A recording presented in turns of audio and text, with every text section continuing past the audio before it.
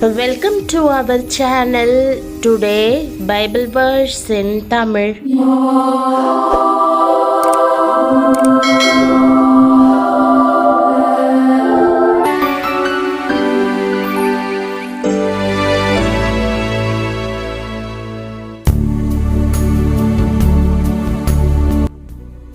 இன்றைய வசனம் சங்கீதம் 73:26. கிறிஸ்துவுக்குள் பிரியமானவர்களே, நம்முடைய ஆண்டவரும் இரட்சகருமான இயேசு கிறிஸ்துவின் வல்லமையுள்ள நாமத்தில் உங்களை வாழ்த்துகிறேன். உங்கள் வாழ்க்கை இயேசுவை விட்டு பிரிக்கப்பட்டிருக்காது. உங்கள் பெயர், உங்கள் இருதயம், உங்கள் ஆவி அவரோடு இணைந்திருக்கும். ஆண்டவர் தேவன் என்றென்றைக்கும் என் இருதயத்தின் கண்மலையும் என் பங்குமாய் இருக்கிறார் என்ற அழகான வாக்குத்தத்தத்தை நமக்கு தருகிறார். எவ்வளவு ஆறுதலான நிச்சயம்! தேவனே, நீரே என் பங்கு, நீரே என் சுதந்திரம், நீரே என் மேன்மை, நீரே என் எதிர்காலம் என்று போற்றி புகழும்போது தேவனுடைய இருதயமும் களி கூறுகிறது, நம்முடைய உள்ளமும் பொங்கி தேவனை மகிமைப்படுத்துகிறது. ஆம், உண்மையிலேயே தேவன் நம்முடைய பங்கானவர். இந்த உலகில் நம்மை சுற்றி இருக்கும் எல்லாமும் தவறி போகும். மக்கள் நமக்கு ஏமாற்றம் தரலாம், நம் பலன் குன்றி போகலாம், நம் பொருட்கள் குறைந்து போகலாம், நமக்கு நெருங்கிய உறவுகள் கூட உடைந்து போகலாம், வேலைகள் தவறி போகலாம், வியாபாரங்கள் குலைந்து போகலாம், சந்தையில் ஏற்ற இறக்கம் இருக்கலாம், சில வேளைகளில் குடும்பமே உங்களை தவறாக புரிந்து கொள்ளலாம். ஆனால் இவை எல்லாவற்றிலும் தேவன் ஒருபோதும் தவறமாட்டார் என்று வேதம் நமக்கு நினைவுபடுத்துகிறது.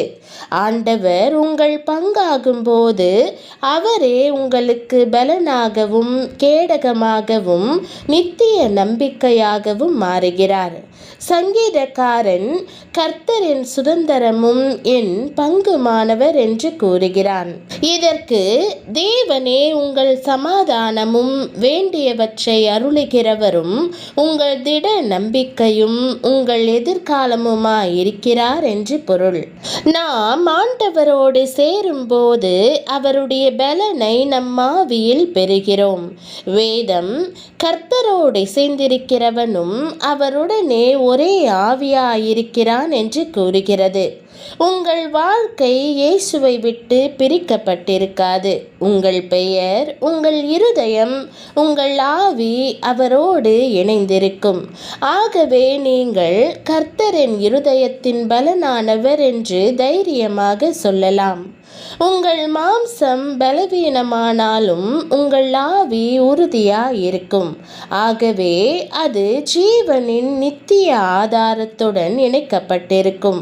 அவர் ஒருபோதும் தவற மாட்டார், ஒருபோதும் கைவிட மாட்டார். புயல்கள் எழும்பினாலும் அக்கினி எரிந்தாலும் இயேசு அசைக்கப்பட மாட்டாதவராய் இருக்கிறார். உலகம் மாறட்டும், ஆனால் ஆண்டவர் உங்களை தம் வலக்கரத்தால் பிடித்திருக்கிறபடியால் உங்கள் உள்ளம் தவறாதிருக்கும். பிரியமானவர்களே, தேவன் ஒரு புயலையும் அகற்ற மாட்டார். ஆனால் அதன் வழியாக சமாதானத்துடன் கடந்து செல்லும்படி உங்களை பலப்படுத்துவார். தாமஸ் ஆல்வா எடிசன் ஒரு முறை இப்படி ஒரு சூழ்நிலையை சந்தித்தார். அவரது ஆய்வகம் முற்றிலும் எரிந்து சாம்பலானது. கோடிக்கணக்கான ரூபாய் மதிப்புள்ள கண்டுபிடிப்புகள் அழிந்து போயின. ஆனாலும் அவர் பதற்றப்படாமல், அவள் இதே போன்ற பெருந்தீயை மறுபடியும் பார்க்க முடியாமல் போகலாம் என்று கூறி தன் குடும்பத்தை வரும்படி அழைத்தார். மறுநாள் எரிந்து போனவற்றை சுத்தம் செய்த போது எரியாமல் இருந்த தமது புகைப்படம் ஒன்றை கண்டார். அவர் எல்லாமும் போய்விட்டன, ஆனால் தாமஸ் ஆல்வா எடிசன் உயிரோடு தான் இருக்கிறான், நான் மீண்டும் ஆரம்பிப்பேன் என்று கூறினார். அப்படியே செய்தார். அதே போன்று வாழ்க்கையில் எல்லாமும் போய்விட்டாலும் தேவன் உங்களை இன்னும் உயிரோடு வைத்திருக்கிறார். உங்கள் ஆவி ஜீவனோடு இருக்கிறது. உங்கள் முடிவு அழிக்கப்பட்டு போகவில்லை. நீங்கள் இழந்த எல்லாவற்றையும் மறுபடியும் உறுதியாக, பிரகாசமாக, இரட்டிப்பான ஆசிர்வாதமாக உருவாக்க, கட்டி எழுப்ப தேவன் உதவி செய்வார். வேதம் தேவன் நமக்கு அடைக்கலமும் பலனும், ஆபத்து காலத்தில் அனுகூலமான துணையுமானவர் என்று கூறுகிறது. மீண்டும் வேதம், கர்த்தருக்கு காத்திருக்கிறவர்களோ புதுபலன் அடைந்து கழுகுகளைப் போல செட்டைகளை அடித்து எழும்புவார்கள் என்று நினைவுபடுத்துகிறது. ஆகவே கர்த்தருக்கு காத்திருங்கள், கர்த்தரின் பங்கு என்று என் ஆத்துமா சொல்லும். ஆகையால் அவரிடத்தில் நம்பிக்கை கொண்டிருப்பேன். கர்த்தர் உங்களை மறுபடியும் எழும்ப பண்ணுவார். எலிசாவுக்கு செய்தது போல இரட்டிப்பான பங்கை தருவார். ஒரு முறை ஒரு ராஜா தன்னுடைய பிறந்த நாளை கொண்டாடின போது எல்லா போர் வீரர்களையும் அழைத்து, நீங்கள் என் அரண்மனைக்குள் சென்று உங்களுக்கு என்னென்ன தேவையோ அதையெல்லாம் எடுத்து கொள்ளலாம் என்று உத்தரவு கொடுத்தார். அவ்வளவுதான். ராஜாவை சூழ இருந்த அத்தனை போர் வீரர்களும் அத்தனை சேவகர்களும் அரண்மனையை நோக்கி பாய்ந்து சென்றார்கள். அங்கே இருந்த முத்துக்கள், வைரங்கள், வைடூரியங்கள், இன்னும் விலை மதிக்க முடியாத செல்வங்கள், பொன் ஆபரணங்கள் எல்லாவற்றையும் எடுத்துக்கொண்டு தங்கள் வீடுகளுக்கு விரைந்து சென்றார்கள். கொஞ்ச நேரத்தில் அரண்மனையே காலியாகிவிட்டது. ஒரு சிறு பொருள் கூட அங்கே இல்லை. ஆனால் அதே நேரத்தில் ஒரே ஒரு போர் சேவகன் மாத்திரம் ராஜாவினுடைய அருகிலேயே தனியாக நின்று கொண்டிருந்தான். ராஜா அவனை பார்த்து, நீ போகவில்லையா? என்னுடைய அருகிலேயே நிற்கிறாயே, உனக்கு ஒன்றுமே வேண்டாமா?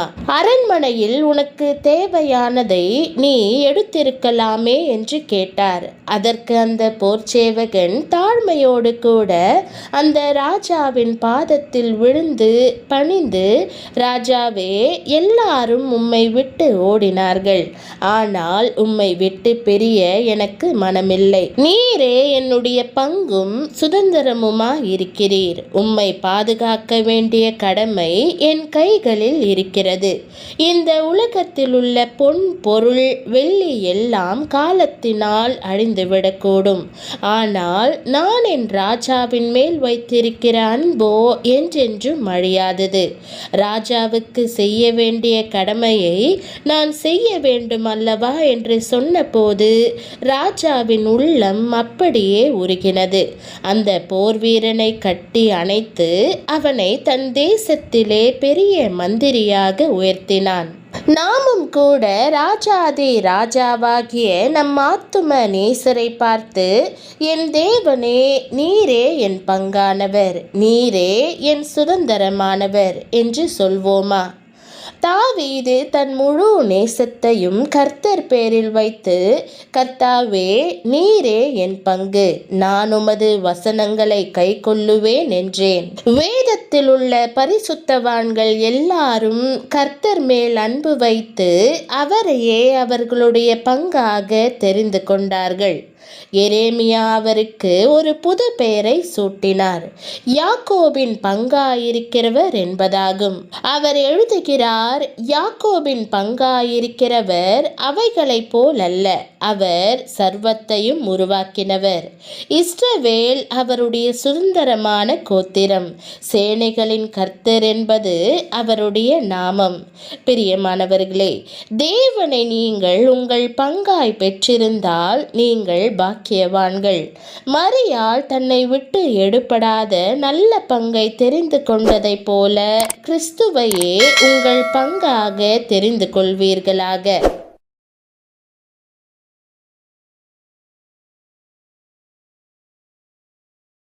ஜெபம். அன்பின் பரம தகப்பனே, என் இருதயத்தின் பலனாக இருக்கிறபடியால் உம்மை ஸ்தோத்தரிக்கிறேன். ஆண்டவரே, என்னை சுற்றிலும் எல்லாமும் தோற்று போனாலும் நீர் ஒருபோதும் தவறுவதில்லை. இப்போதும் எப்போதும் என் பங்காக இருப்பீராக. என் மாம்சம் பலவீனமாகும் போது என் ஆவியை பலப்படுத்துவீராக. வாழ்வின் எல்லா புயல்களையும் எதிர்கொள்ளத்தக்க தைரியம் தைரியத்தால் என்னை நிரப்பிடும். தேவனே, நான் இழந்தவை எல்லாவற்றையும் திரும்ப தந்தருளும். உம் கிருபை என்னை திடமாக, ஸ்திரமாக, உறுதியாக மாற்றட்டும். உம் பலத்தினால் கழுகை போல மறுபடியும் எழும்ப எனக்கு உதவி செய்தருளும். என் இருதயம் உமக்குள் எப்போதும் சமாதானமாகவும் சந்தோஷமாகவும் இருப்பதாக என்று இயேசுவின் நாமத்தில் ஜெபிக்கிறேன் நல்ல பிதாவே, ஆமேன். தேவனுடைய நாமம் மகிமைப்படுவதாக. ஆமேன்.